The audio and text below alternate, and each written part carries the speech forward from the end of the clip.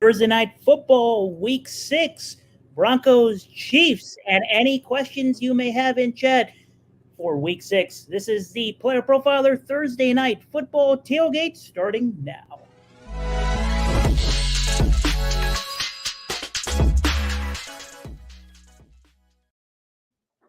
Seamless intro.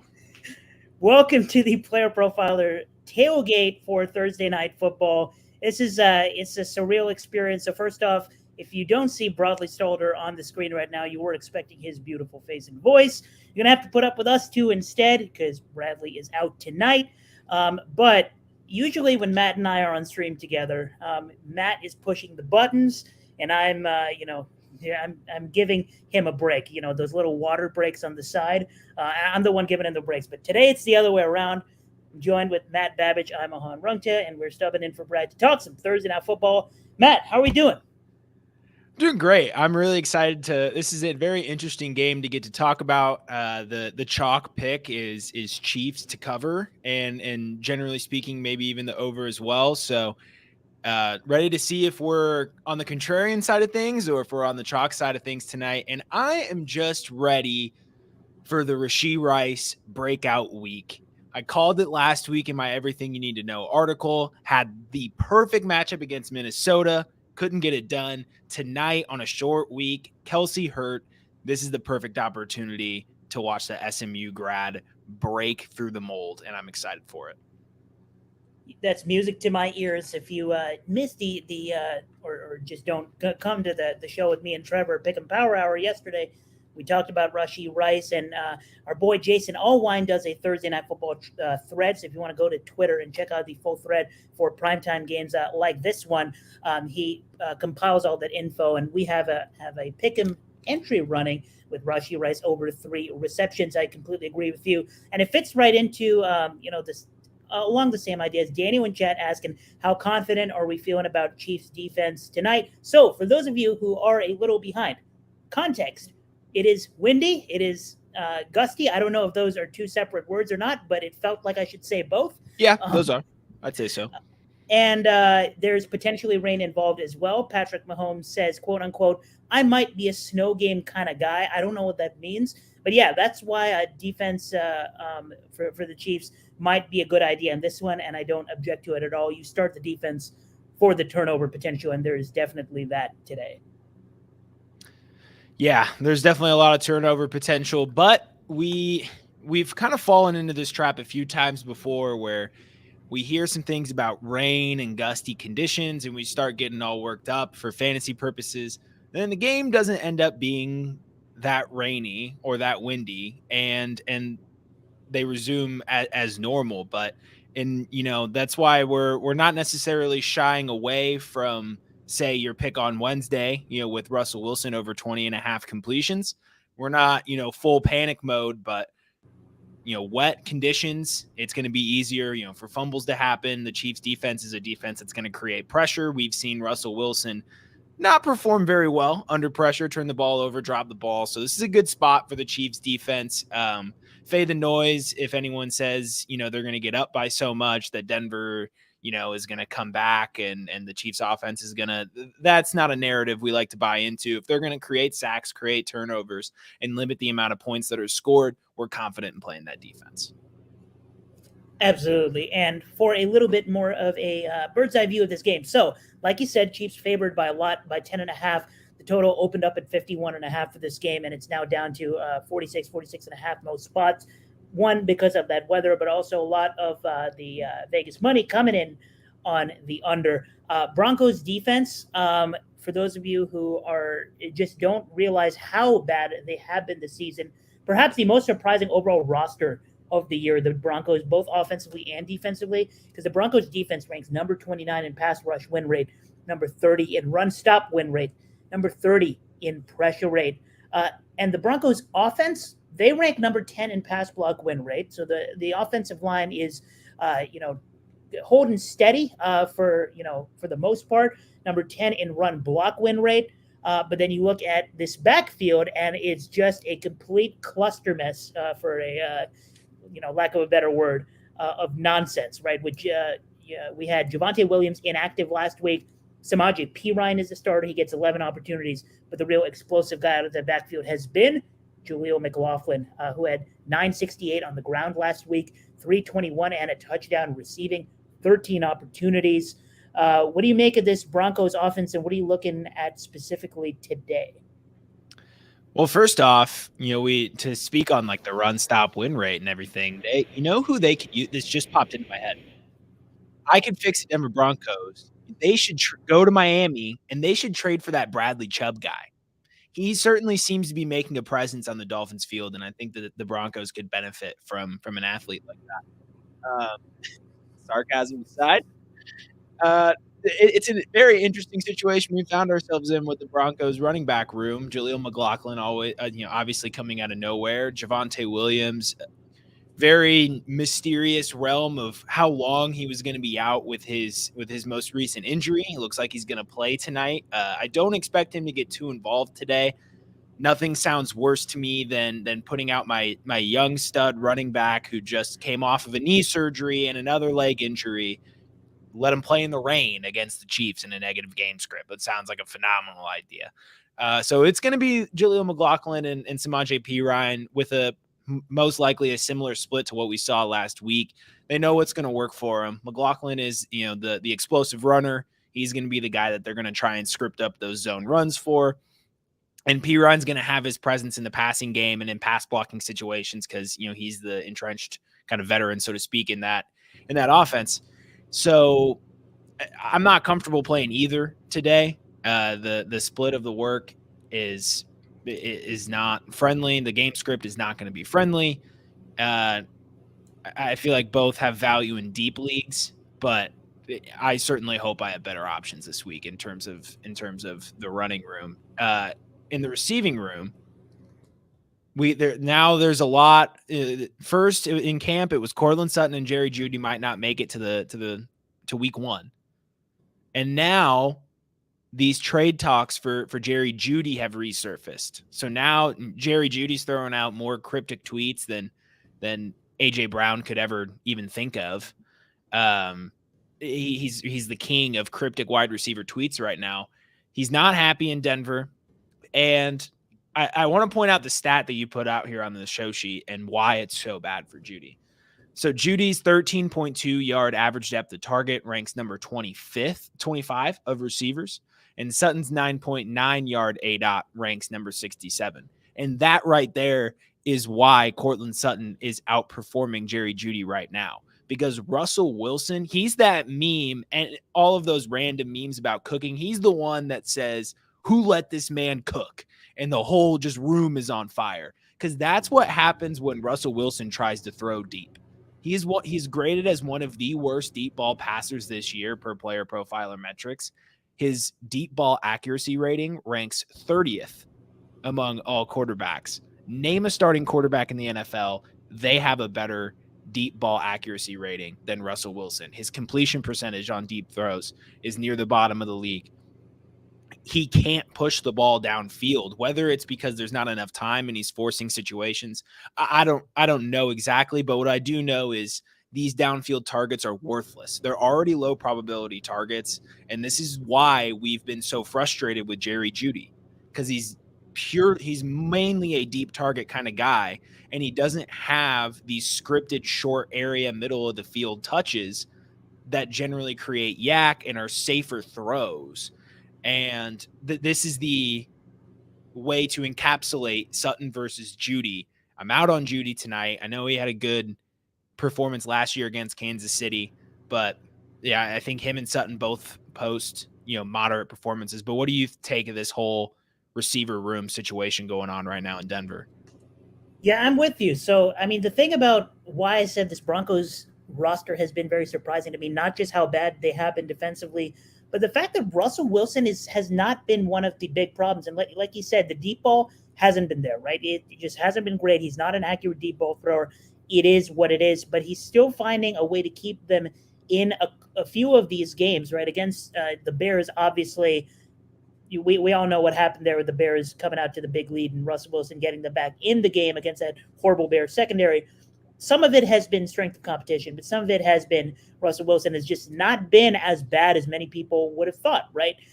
Russ ranks top 8 among the 33 qualified quarterbacks in adjusted EPA per play, completion percentage over expectation, and catchable pass rate under pressure. And he's seen a lot of pressure this year, second in pressured throws made. And something about this Chiefs defense is the Chiefs defense reads as interesting to me because they rank number 30 in pass rush win rate, but they also rank number 4 in pressure rate. So they are blitzing a lot. They're number 10 in blitz rate, and they are pressuring the quarterback, but they're not necessarily winning. The front seven is not necessarily winning as many snaps, which is, kind of weird situation there. They're also number 26 in run stop win rate, the Chiefs defense is. They're number 4 in man coverage rate. And against this defense that plays a lot of man, I like Sutton today. I think he's an easy start for me. You mentioned Judy being the deep ball guy this year. Sutton is the short route guy. His 9.9 yard ADOT ranks number 67. I think no matter how close we think the Broncos can keep this game, and by the way, I do think they covered the 10.5 points and actually keep this competitive. I think that's mostly going to be because the Chiefs' offense is not going to be as fluid with Kelsey a little banged up. I think the Broncos stay in this game, and for them to do that, they need to pass the ball. We all know this, and there's a reason the Vegas line for Russell Wilson pass attempts is at 33.5. And so if he's passing the ball a lot, he's got to get to those short routes, especially with a lot of wind. He's got to get to Sutton. I think the upside for Sutton is something like 6 catches for maybe 50 yards. And that alone without a touchdown could maybe put him as a wide receiver 2 on the week. But the fact that you get the touchdown upside as well, I think Sutton can find his way to the end zone. I think Sutton is a good start in week 6. And by the way, Jerry Jeudy scored 3 touchdowns against the Kansas City Chiefs last year, and the Chiefs don't often let the same guy burn them 2 consecutive matchups in a row. They're definitely the type of defense, too, that is confident enough in their ability to get a stop really at any given time. I'm not phrasing that the best way I can, but what I mean by that is they're going to let Sutton take those short yardage catches. They're going to bottle him up. What they're going to do is prevent the yards after the catch. But if he wants to run those slants and everything, they're going to do that all day. And they don't want Denver to beat them with big plays. So they're going to beat Denver if they prevent Jaleel McLaughlin from explosive runs. And if they hold Jerry Jeudy and then whatever, deep stretch threat that they're sending down the field, if it's Marvin Mims or Brandon Johnson or Miles Boykin, he's probably a Denver Bronco now at this point. Traquan Smith, whoever it'll be, they're just going to try and prevent the explosive play. So that's how they're going to beat Denver, by taking away the explosions, and that's where Courtland Sutton is going to thrive, and potentially maybe a little Adam Troutman. Now, you froze me when you mentioned Adam Troutman, because I was just getting ready to, you were lobbing me to talk about the long shots in this game, right? This is an ugly game. There's somebody out there who people are going to look at this game and be like, this guy really, are we serious right now? And I want to get to that name in a second. I have given up on Adam Troutman. The fact that I was even on the Adam Troutman train for a while just saddens me. But got some people in chat. Mars, what's up? Someone says, so Daniel says, do y'all think Jeudy will get traded? P.S. Did you see what Steve Smith just said about him? So I'm seeing on Twitter that Steve Smith, so I haven't heard the clip yet, but Steve Smith, quote, said, if any NFL team calls him about trading for Jerry Jeudy, I will tell them not to do it. And during this segment, live at Kansas City, Jerry Jeudy was doing the gritty right behind Steve Smith. So this man knows ball. This man moves like me. I'd be saying the same thing. Woo! Steve is cooking. Look, at some point, we got to accept the fact that Steve Smith knows ball. He called Cooper Kupp before anyone else did. My mic gain just is flying up the boards. What is happening? All right. Anyway, Steve Smith knows ball, and he knows that the team shouldn't be trading for Jerry Jeudy. It's going to get to one of those. It's going to get to one of those situations where Denver is forced to just trade him to the highest bidder, which is going to end up being, a third, fourth round pick, maybe even as little as a pick swap at this point. He's going to go for dimes on the dollar, which at that rate, I actually do think he's an asset that you can trade for. But the problem is he's got a contract coming up soon, and teams aren't going to probably want to pay what Jeudy thinks his market value is. And Daniel has dropped the exact quote from the air from Steve Smith. Quote, so I'll say it again. I'm sorry that I said you were just a guy who's an average wide receiver that used as a first-round pick that isn't doing anything. I hope today that you're actually show up in a way that you haven't showed up in the last couple of years since they drafted you. I am feeling the burn on behalf of Jerry Jeudy, and it ties right into this question. Jerry Jeudy today or Christian Kirk on Sunday have PPR. In our weekly rankings run by our boys, Billy Muzio and Dario Ofstein of Analytics, we have Christian Kirk ranked multiple tiers above Jerry Jeudy. Going Christian Kirk. Yeah, I'm cuckoo for Christian Kirk this week. I pinned him as one of my DFS values of the week this week. Particularly in that game, I would love to do like a Lawrence Kirk stack with maybe like Pittman on the other side or Josh Downs if I'm trying to get cheap. But yeah, Christian Kirk this weekend over by Jerry Jeudy, and that's very easy. And to finish up this talk about this, for now, we're going to stay here till, another 10, 15 minutes or so to answer y'all's questions. But to finish our scheduled part of the programming for the Broncos wide receiver room, I want to bring up this comment about the one guy that I think people look at the screen, he could score a touchdown today, and people will start punching their TV screens. Yeah. Lil Jordan Humphrey has been activated. So he was signed to the practice squad today after, being on the team earlier this season. And he is now active, and he is, quote unquote, suiting up for this game. Now, Humphrey's not a guy that's necessarily going to be at the top of the pecking order. And I want Marvin Mims to be higher in the pecking order. You want Marvin Mims to be higher in the pecking order. But the truth is that in his game so far, Lil Jordan Humphrey has had a role in week 1. He had a red zone target, and by the way, he found the end zone.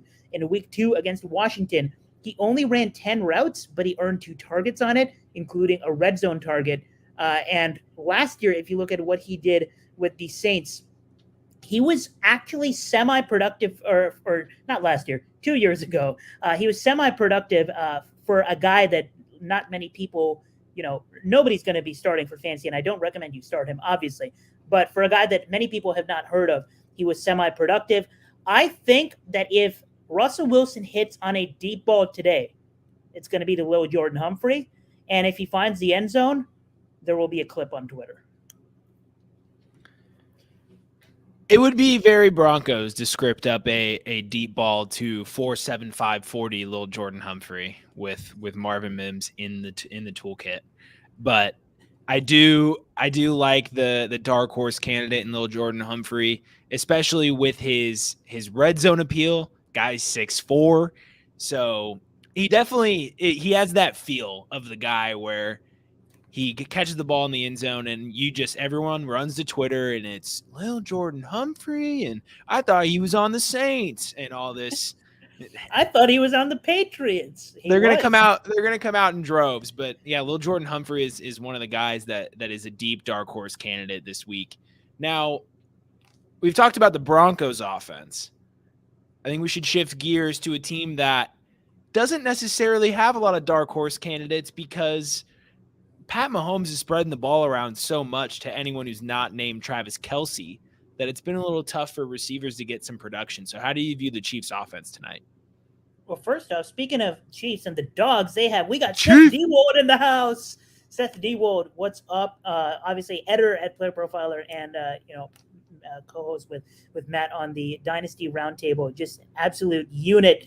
He says 38-21 Chiefs tonight. Does Jerry Jeudy have a big night? We've been talking for 10 minutes about Jerry Jeudy, and now you're having us rethink the fact that Jeudy is ranked outside of the top, well outside the top 24 on the weekly rankings on playerprofiler.com. But yeah, I'm on the little Jordan Humphrey and Cortland Sutton train tonight. But yeah, Chiefs offense wise, like we said at the top of the show, outside of Travis Kelce, who obviously you were starting Travis Kelce, no questions asked. Rashee Rice is the guy that stands out in this game. And Matt, you stole some of my notes in the show sheet, so I'm going to do the same to you. I'm going to pull some stats that you put in the show sheet. He has a 2.66 yards per route run, ranks number 14 amongst receivers. 7 red zone targets, ranks number 7. You start the guy who's getting red zone targets, tied to Patrick Mahomes, and his 37% targets per route run target rate, number 1, and 58% route win rate. Number 3, I mentioned several months ago when Matt Babich and Seth Dewald were hosting a Dynasty Roundtable, and I was a guest, I mentioned Rashee Rice, please get drafted by the Kansas City Chiefs. So it is only right that full circle, I'm obviously starting Rashee Rice everywhere tonight, and I think he has a big game, and he's, like we said, the skill set is he does not have to find the end zone to be a wide receiver 2 this week, because he runs the short routes. His ADOT is very low and the target's very high. He could get 6 receptions, and all of a sudden you're looking at a wide receiver 2 week. We have news that Steve Smith has apologized with his backhand on live TV. Oh, boo! Soft. Cancel culture is ruining America. This is what happens when you have to deal with thousands of lifeless buzzards in the comments coming at Steve. He just doesn't have the time. He felt his phone started buzzing. People were like, yo, they're going to come at you for this. And so he apologized. This is where you double down. And I'll do it right here. Jerry Jeudy is not better than L'Jarius Sneed. Jerry Jeudy is not better than Trent McDuffie. Jerry Jeudy is not better than Justin Reed. And Jerry Jeudy is not better than the master play caller behind the Kansas City Chiefs defense. It's not going to happen. It's not going to happen. Jerry Jeudy is not better than Sky Moore. I'm sorry. Did I say that out loud? Yeah, that's too far. Sky Moore's done.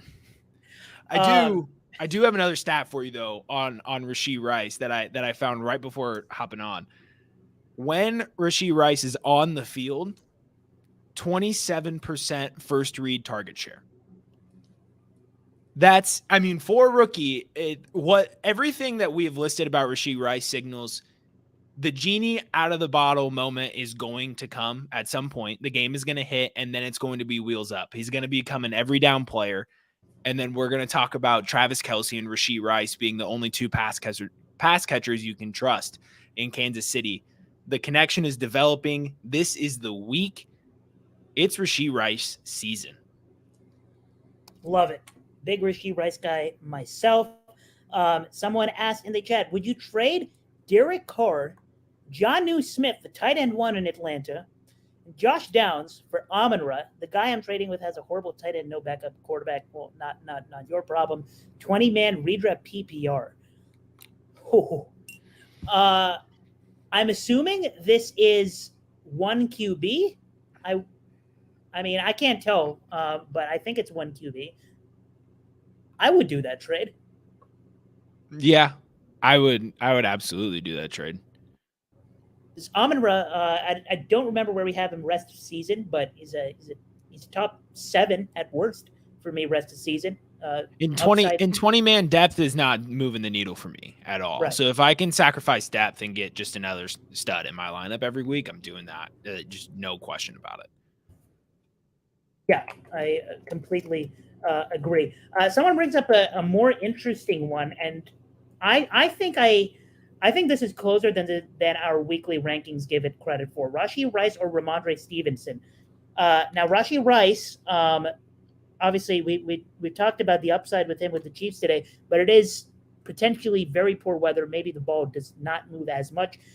With Ramondre, he's facing the Raiders, about one of the best matchups you could possibly get, but it is still Ramondre Stevenson. We know it best. We're Patriots fans. He has not been playing well. The Patriots offense is dead.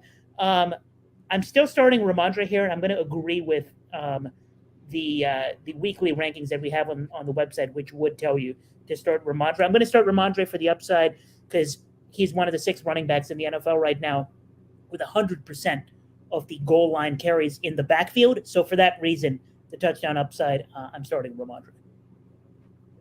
Wait, is that true? I mean, not to like, Ramondre has 100% of our goal line touches.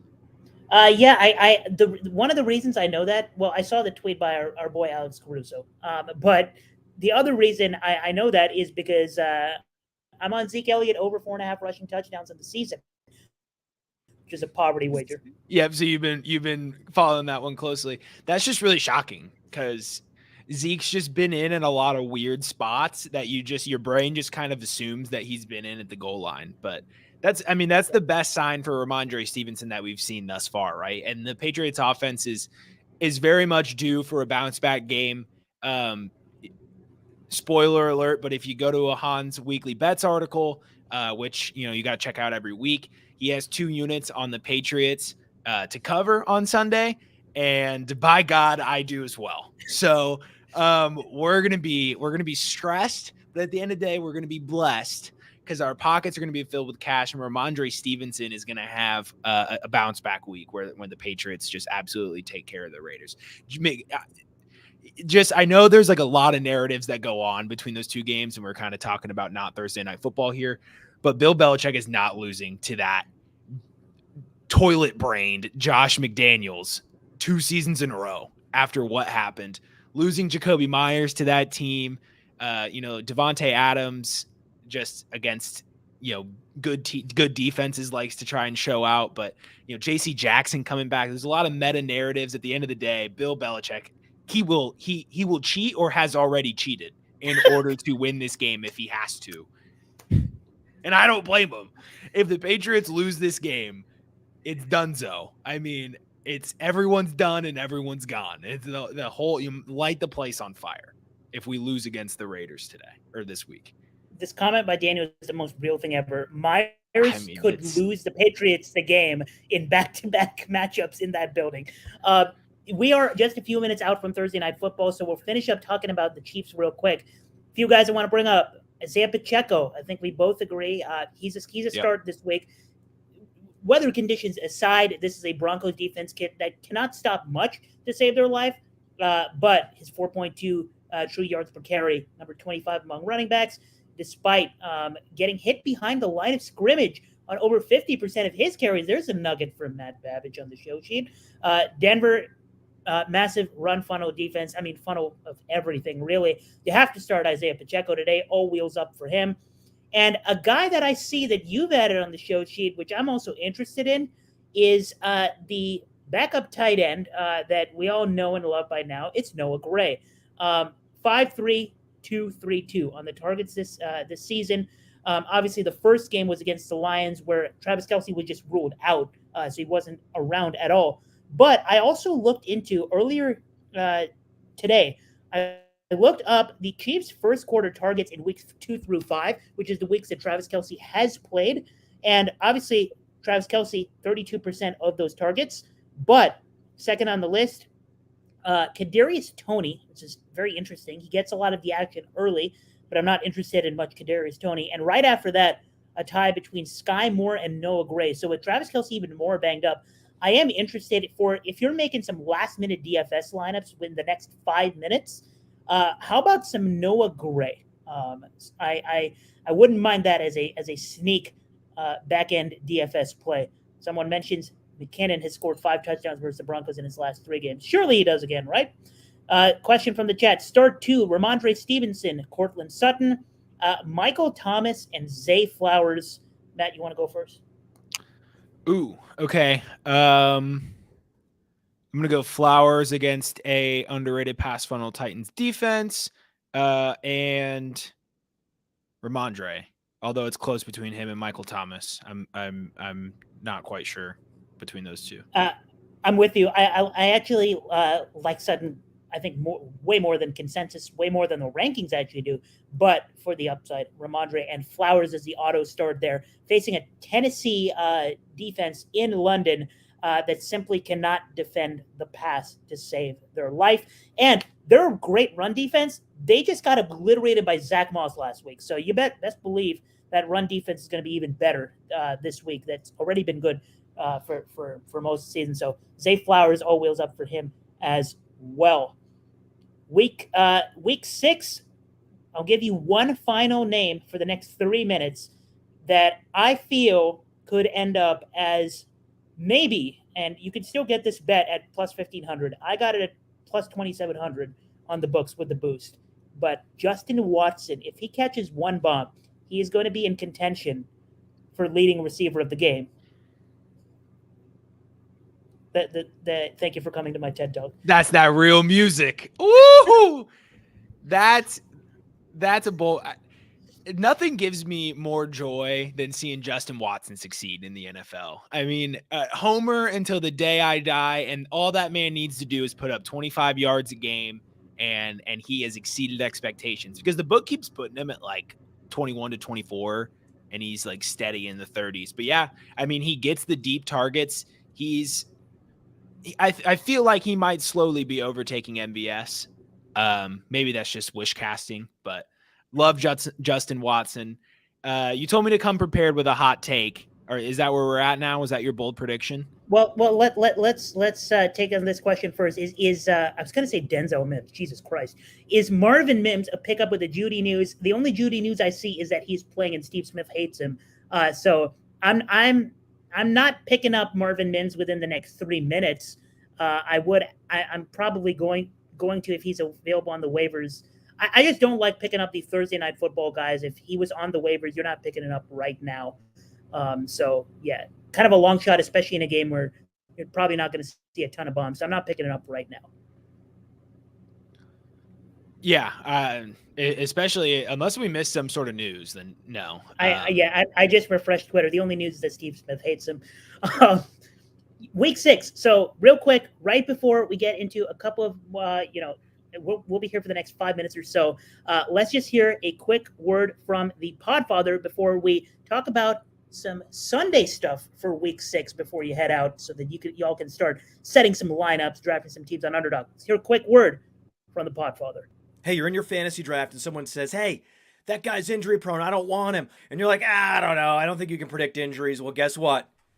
Now you can! Injury proneness is real! At Player Profiler, we have the data on these players, and it's all in the Injury Finder app. Their injury track record back through time, exactly where they were injured, how severe it is. We look at the BMI data, and we crunch it all together, and we give you probabilities that a player will miss multiple games this NFL season, as well as the complete database of NFL injuries and the ability to compare two players and look at their injury track record. The Injury Finder is powerful, and it's only $5. If it's worth it to have that peace of mind when you're drafting, go get it. We're back on the Player Profiler Tailgate for Thursday Night Football, which is starting in a minute. And we have news that apparently the Colts asked about Jerry Jeudy. Well, he's playing tonight.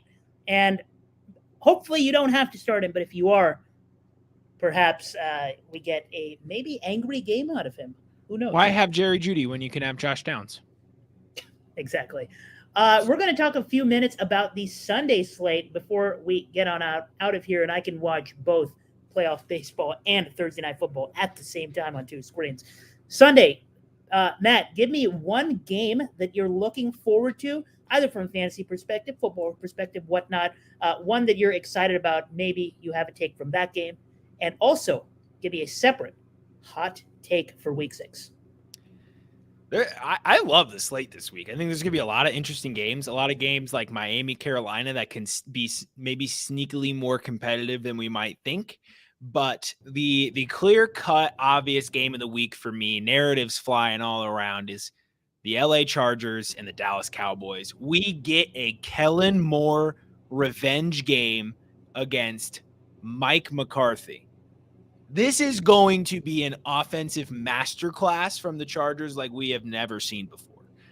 He's probably going to pull out every single package and play call that was too forward-thinking for Jerry Jones and Mike McCarthy that he possibly can. Eckler is going to go bananas if he's healthy. If that ankle is truly healthy, he's going to go Tony Pollard level bananas.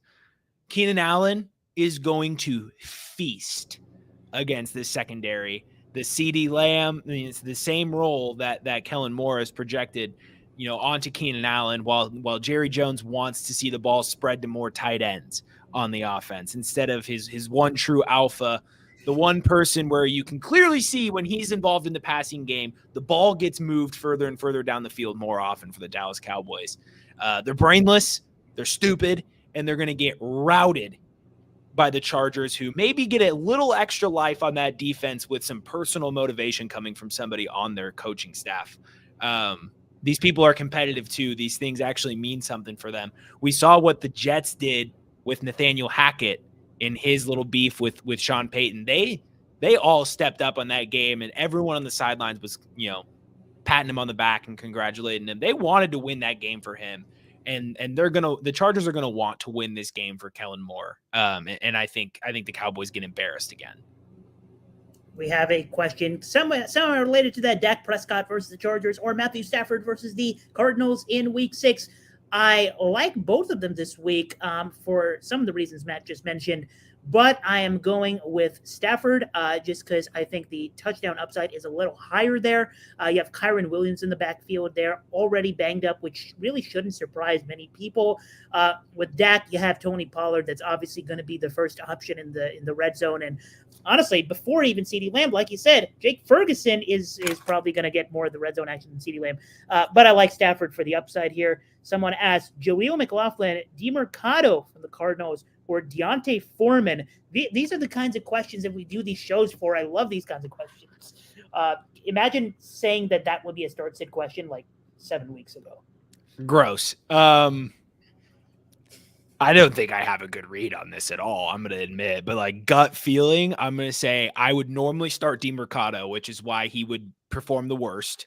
And then it would end up being Donta Foreman. It's gonna be Donta Foreman. We already know a lot of hype behind Jaleel McLaughlin and DeMercado, a lot of fab spent. Ultimately, I'm probably going with what the Upside Finder would say here. This is an opportunity where I'd like to consult the Upside Finder. But what do you think, Ahaan? Yeah, I'm looking at the weekly rankings to break the tie here, because for me the tie was between Mercado and McLaughlin. I think both of them have the upside to be an RB1 this week, and both of them have the floor to be an RB3 this week. So I'm going to go with Mercado, who's a few spots higher, and I can see why. It's the Los Angeles Rams. Their defense has impressed me so far, but not as good as the Chiefs. So I see why Mercado is ranked higher. I'll go him. Someone says KJ Osborne, Jerry Jeudy, or another Deontay Foreman. Like, what is y'all with the Deontay Foreman here? I think. Yeah, I'm praying for y'all's teams if this is where we're at. I think it's clearly KJ Osborne here. Second option or third option for this pass-heavy Vikings offense against the Bears. I think Osborne's a trade target. I think Osborne could be, a top 30 receiver rest of season with this offensive volume. Fair point. I'm not saying it's like a locked and loaded thing, but we're seeing what's happening with Adam Thielen, and Osborne was already getting a healthy target share. So if he's going to be consistently seeing 6 to 8 targets a game with his red zone capabilities, there's a lot of opportunity coming for KJ Osborne. I think the easy play is to say it's going to be Addison. But I think there's a value window right now on KJ Osborne. And there is something to be said about how well a wide receiver can do, especially a rookie wide receiver can do when immediately thrust into having to face the top corner. So, yeah, I agree with you on KJ Osborne. Which QB do you think has more hope for a comeback, Anthony Richardson or Kyler Murray? Let me find a coin to toss. I still don't understand how Kyler doesn't come back this year. I don't. The people in his camp got to be not looking out for him if he doesn't play this year. There's going to be too many narratives about how he can't step up and lead a team. And this is the perfect offense. This is the perfect team for him to come back to and start winning games. And whether or not he's in Arizona or not next year depends on if he plays or not. Whether or not he gets traded to a friendly situation or if anyone wants him is going to depend on if he plays or not. And if he doesn't play for the entire season, the entire course of his career could be altered massively. So it's still a weird situation. There's obviously a possibility he misses the whole year, but I do think both of these quarterbacks return to action at some point this season. Love it. Matt, I'm about to drop my bold prediction for the weekend, as we are about 1 minute out from Thursday Night Football Week 6. We're gonna wrap up this tailgate, but before I do and close out the show, let the people know where they can find you and what you do for Player Profiler. Yep. So I am one of the writers for Player Profiler. You can find my weekly article on playerprofiler.com/articles. Everything you need to know about Week X, everything you know about Week 6 will be dropping tomorrow morning. And on Wednesday nights, every other Wednesday, Seth Dewald and I co-host the Dynasty Roundtable on the Player Profiler Podcast Network here on YouTube. So you can catch us out every other Wednesday. Not this Wednesday, past Wednesday, that was Trade Gods, which you should also check out. But next Wednesday, we will be back live at 7 p.m. Central. And you can find me on Twitter below. And for the audio listeners, if there are any, it's BABICH_MATT10, Babich _Matt10. My bold prediction. Ahaan, we are Patriots fans. I have a tendency to go really bold with these. So this is going to be a little bit of a diamond in the rough here. But every Patriots fan knows who the true most talented receiver on that team is. And let me paint the picture for you. He has 81st percentile 40-yard dash, 96th percentile burst. Coming out of this college that he came out of, a 91st percentile college target share, 61st percentile college dominator rating, and broke out before age 21. Now, because he went to Liberty, he ended up being a 6th-round pick. But Demario Douglas is the most technically proficient and athletic and talented receiver on this offense. I don't know how, but the Patriots did it again. They found their Jacoby Myers replacement. But 2.12 yards per route, that's 2.12 target separation, yards of target separation, 21st among qualified receivers. 2.17 yards per route run ranks 28th of qualified receivers, and a 50% route win rate ranks 26th among wide receivers. He was benched in week 2 because he fumbled the ball. Of course, he's in New England, but they have no other option. He keeps making explosive plays whenever he's on the field, and the Patriots have a severe lack of explosive plays throughout football games. They can't move the ball on offense. They are going to stop using Juju Smith-Schuster at some point. We have a sunk cost fallacy. He is what he is. They paid the contract. Your best chance of winning is when he's not on the field. And Demario Douglas against a soft Raiders secondary is going to score a touchdown and eclipse 50 yards in a genie out of the bottle sort of moment for the youngster. I love it, and hopefully that means it is en route to a Patriots win. To close out the show, so you heard Matt. You go follow him at Babich_Matt10. They're also dropping hockey bets for those of you who are hockey fans. The NHL season is underway. Hey, if you're on the Winnipeg Jets, look at me right now. Fuck off. That was a horrible out. All right, moving on. Matt Babich is showed up to the tailgate drunk. I see. I am Ahaan Rungta. But remember, you can find the Thursday Night Football tailgate every Thursday at 7:30, and you can get a much more proficient outing, at the tailgate from FF Stalder, Bradley Stalder, who is the main man for Thursday Night Football tailgate. And we have a Monday Night Football tailgate as well, run by Tyler Kniebel, PPR Tyler on Twitter. So join us for those tailgates. You won't have to see us for a while unless you all are on either one of our shows, but not on the tailgate. I will send you off with a little bit of a bold prediction. So I do the Pick and Power Hour with Trevor Tipton on Wednesdays and Fridays. And I also write and I do all kinds of betting content. So bet openly, give out picks for that. Pick 'em Power Hour, give out pick'ems on Underdog Fantasy, and I do a Game Lines article if you're on the sports books. And Matt teased one of my picks. It was Patriots, and he talked about that game. I'll talk about the other pick, which I was on the Seahawks to cover the spread +3. They're underdogs. I don't get it. They're the better team. They're on the road facing the Bengals. Now, I did lock this in before the DK Metcalf, my boy, got a picture of him over there. DK Metcalf, my boy.